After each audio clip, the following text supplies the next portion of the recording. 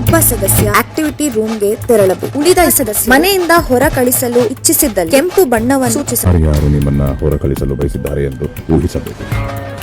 Big boss ಮನೆಯಲ್ಲಿ ಈಗ ಒಂದು ಶಾಕಿಂಗ್ ಎಲಿಮಿನೇಷನ್ಗೋಸ್ಕರ ನಾಮಿನೇಷನ್ ನಡೀತಾ ಇದೆ. ನಿಮಗೆಲ್ಲರಿಗೂ ಕೂಡ ಗೊತ್ತಿರಬಹುದು, ಸಿಕ್ಕಾಪಟ್ಟೆ ಎಕ್ಸ್ಪೆಕ್ಟ್ ದಿ ಅನ್ಎಕ್ಸ್ಪೆಕ್ಟೆಡ್ಗಳು ಈ ಒಂದು ಸೀಸನ್ ಅಲ್ಲಿ ನಡೀತಾ ಇದೆ. ಸೊ ಎಲ್ಲರೂ ಕೂಡ ವೈಲ್ಡ್ ಕಾರ್ಡ್ ಎಂಟ್ರಿ ಅನ್ಕೊಂಡಿದ್ದ ಚೈತ್ರ ಮತ್ತೆ ರಜತ್ ಅವರು ಮನೆಗೆ ಹೋದ ನಂತರ ಈಗ ಈ ವಾರದ ನಾಮಿನೇಷನ್ ಪ್ರಕ್ರಿಯೆ ನಡೀತಾ ಇದೆ. ಸೊ ಅದು ಕೂಡ ತುಂಬಾ ಚೆನ್ನಾಗಿ ಕ್ರಿಯೇಟಿವಿಟಿಯಿಂದ ಮಾಡಿದ್ದಾರೆ. ಇಲ್ಲಿ ಇರುವಂತಹ ಒಬ್ಬೊಬ್ಬ ವ್ಯಕ್ತಿನೂ ಕೂಡ ಸೀಕ್ರೆಟ್ ರೂಮಿಗೆ ಒಳಗಡೆ ಹೋಗಬೇಕು, ಅಥವಾ ನಾಮಿನೇಷನ್ ಒಂದು ರೂಮ್ ಇದೆ ಅಲ್ವಾ, ಆ ರೂಮಿಗೆ ಹೋಗಬೇಕು. ಅಲ್ಲಿ ಒಂದು ಚೇರ್ ಅನ್ನ ಹಾಕಿದ್ದಾರೆ, ಆ ಚೇರ್ ಮೇಲೆ ಕುತ್ಕೋಬೇಕು. ಆದ್ರೆ ಅವರು ಒಳಗಡೆ ಇರಬೇಕಾ ಅಥವಾ ಹೊರಗಡೆ ಹೋಗ್ಬೇಕಾ ಅಂತ ನಾಮಿನೇಟ್ ಮಾಡುವಂತಹ ಅಧಿಕಾರ ಪ್ರತಿಯೊಬ್ಬರಿಗೂ ಕೊಟ್ಟಿದ್ದಾರೆ. ಅವ್ರ ಹತ್ರ ಒಂದು ಬೋರ್ಡ್ ಇದೆ, ಗ್ರೀನ್ ಮತ್ತೆ ರೆಡ್. ಸೊ ಆ ಚೇರ್ ಮೇಲೆ ಹೋಗಿ ಕೂತ ಕೂಡಲೇ ಹೊರಗಡೆ ಟಿವಿಯಲ್ಲಿ ನೋಡ್ತಿರುವಂತಹ ಕಂಟೆಸ್ಟೆಂಟ್ಗಳು ಆ ವ್ಯಕ್ತಿ ಮನೆಯಲ್ಲಿ ಇರಬೇಕು ಅಂದ್ರೆ ಗ್ರೀನ್ ತೋರಿಸಬೇಕು, ಇರಬಾರ್ದು ಅಂದ್ರೆ ರೆಡ್ ತೋರಿಸಬೇಕು. ಸೊ ಮೊದಲದಾಗಿ ಸ್ಪಂದನ ಅವರು ಹೋಗಿ ಕೂತ್ಕೋತಾರೆ, ಪ್ರತಿಯೊಬ್ಬರು ಕೂಡ ರೆಡ್ ಅನ್ನ ತೋರಿಸ್ತಾರೆ. ಇದಕ್ಕೆ ಸಂದೇಶ ಕೊಡೋ ರೀತಿಯಲ್ಲಿ ಅಶ್ವಿನಿ ಅವರು ಹೇಳ್ತಾರೆ, ಈ ಮನೆಯಲ್ಲಿ ಇರುವಂತಹ ಎಲ್ಲರನ್ನು ನಾವು ಕಂಪೇರ್ ಮಾಡಿ ನೋಡಿದ್ರೆ ಈ ಒಂದು ಬಿಗ್ ಬಾಸ್ ಮನೆಯಲ್ಲಿ ಸಿಕ್ಕಾಪಟ್ಟೆ ಲೋ ಅಲ್ಲಿ ಇರುವಂತದ್ದು ಸ್ಪಂದನ. ಅವರು ಮನೆಯಿಂದ ಆಚೆ ಹೋದ್ರೆ ಯಾವುದೇ ತೊಂದರೆ ಇರೋದಿಲ್ಲ ಅಂತ ಹೇಳ್ತಾರೆ.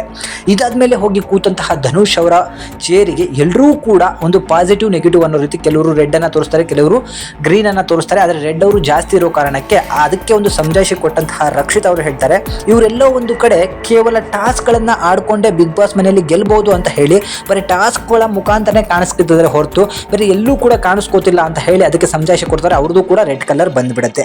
ಇದಾದ್ಮೇಲೆ ಹೋಗಿ ಕೂರುವಂತಹ ಗಿಲ್ಲಿಯ ಬಗ್ಗೆ ತುಂಬಾ ಜನ ರೆಡ್ ಅನ್ನ ತೋರಿಸ್ತಾರೆ. ಇವನು ಮನೆಯಲ್ಲಿ ತುಂಬಾ ಕನ್ನಿಂಗ್ ಅನ್ನಿಸ್ತಾನೆ, ಇನ್ನೊಬ್ಬ ವ್ಯಕ್ತಿಯನ್ನ ಕೀಳಾಗಿ ಮಾತಾಡ್ಸ್ಕೊಂಡೆ ನಾನು ಗೆದ್ದು ಬಿಡ್ತೀನಿ ಅಂತ ಹೇಳಿ ಅನ್ಕೊಂಡಿದ್ದಾರೆ. ಇವರು ಕೂಡ ಮನೆಯಿಂದ ಆಚೆ ಹೋಗ್ಲಿಕ್ಕೆ ಅರ್ಹರಿದ್ದಾರೆ ಅಂತ ಹೇಳಿ ಅವ್ರಿಗೂ ರೆಡ್ ಅನ್ನ ತೋರಿಸಲಾಗಿದೆ. ಹೀಗೆ ಧ್ರುವಂತ್ ಅವರು ಬರ್ತಾರೆ, ರಘುವಣ್ಣ ಬರ್ತಾರೆ, ಹೀಗೆ ಒಬ್ಬೊಬ್ಬರೇ ಬಂದು ಹೋಗ್ತಿರ್ತಾರೆ. ಆದ್ರೆ ಬಿಗ್ ಬಾಸ್ ಅಲ್ಲೊಂದು ಟ್ವಿಸ್ಟ್ ಅನ್ನ ಇಟ್ಟಿದ್ದಾರೆ. ಸೊ ನಾಮಿನೇಷನ್ ಇಂದ ನೀವು ಪಾರ್ ಆಗ್ಬೇಕು ಅಂತ ಹೇಳಿದ್ರೆ ನಿಮಗೆ ಯಾರ್ಯಾರು ರೆಡ್ ಅನ್ನ ತೋರಿಸಿದ್ದಾರೆ ಅಂತ ಹೇಳಿ ನೀವು ಆ ಚೇರಲ್ಲಿ ಕುತ್ಕೊಂಡು ಗೆಸ್ ಮಾಡಬೇಕು.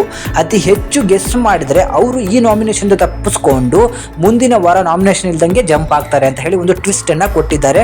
ಸೊ ಇಲ್ಲಿ ಯಾರ್ಯಾರು ಹೆಸರುಗಳನ್ನ ಗೆಸ್ ಮಾಡಿದ್ದಾರೆ ಅಂತ ಹೇಳಿ ನಾವೆಲ್ಲರೂ ಕೂಡ ಕಾದು ನೋಡ್ಬೇಕಾಗತ್ತೆ. ನನ್ನ ಪ್ರಕಾರ ಇಲ್ಲಿ ಗೆಸ್ ಮಾಡಿರೋದ್ರಲ್ಲಿ ನಮ್ಮ ಗಿಲ್ಲಿ ಅಂತೂ ಗೆಸ್ ಮಾಡೋದ್ರಲ್ಲಿ ಪಂಟರ್ ಅನ್ಬೋದು, ಬಟ್ ಎಲ್ಲೋ ಒಂದು ಕಡೆ ಎಲ್ಲೋ ಮಿಸ್ ಆದ್ರೆ ಅವರವರ ಒಂದು ಏನಂತಾರೆ ಸಿಕ್ಸ್ ಸೆನ್ಸ್ ಅಂತದಲ್ಲ, ಅದ್ರ ಮೇಲೆ ವರ್ಕ್ ಆಗುತ್ತೆ. ತಾವು ಈ ಮನೇಲಿ ಇರಬೇಕು ಹೋಗ್ಬೇಕು ಅನ್ನೋದು.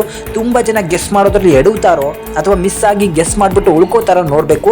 ಈ ಒಂದು ನಾಮಿನೇಷನ್ ತುಂಬಾ ಚೆನ್ನಾಗಿತ್ತು, ಈ ಆಕ್ಟಿವಿಟಿ ಸಿಕ್ಕಾಪಟ್ಟೆ ಚೆನ್ನಾಗಿತ್ತು. ಯಾಕಂದ್ರೆ ಉಳ್ಕೊಳ್ಳುವಂತಹ ಅಧಿಕಾರ ಅವರ ತಾಕತ್ತಿಗೆ ಅವರ ತಲೆಗೇನೆ ಬಿಗ್ ಬಾಸ್ ಕೊಟ್ಟಿದ್ದಾರೆ. ಯಾರ್ಯಾರು ಗೆಸ್ ಮಾಡಿದ್ದಾರೆ ಗೊತ್ತಿಲ್ಲ, ಬಟ್ ಗೆಸ್ ಮಾಡ್ಲಿಕ್ಕೆ ತುಂಬಾ ಟ್ರೈ ಮಾಡ್ತಿರೋದನ್ನ ನೀವು ನೋಡ್ಬೋದು. ಈ ಒಂದು ಟಾಸ್ಕ್ ನ ಬಗ್ಗೆ ನಿಮಗೆಲ್ಲರಿಗೂ ಕೂಡ ಏನ್ ಅನ್ನಿಸ್ತು ಅದನ್ನ ಕಮೆಂಟ್ ಮುಖಾಂತರ ತಿಳಿಸಿ. ಹಾಗೆ ಯಾರ್ಯಾರು ನಾಮಿನೇಟ್ ಆಗ್ಬೋದು, ನೀವು ಯಾರನ್ನ ಸೇವ್ ಮಾಡ್ಲಿಕ್ಕೆ ಇಷ್ಟಪಡ್ತೀರಿ ಅದನ್ನು ಕೂಡ ಕಮೆಂಟ್ ಮುಖಾಂತರ ನನಗೆ ತಿಳಿಸಿ ಅಂತ ಹೇಳ್ತಾ ಈ ವಿಡಿಯೋನ ಮುಗಿಸ್ತಿದ್ದೀನಿ. Thank you.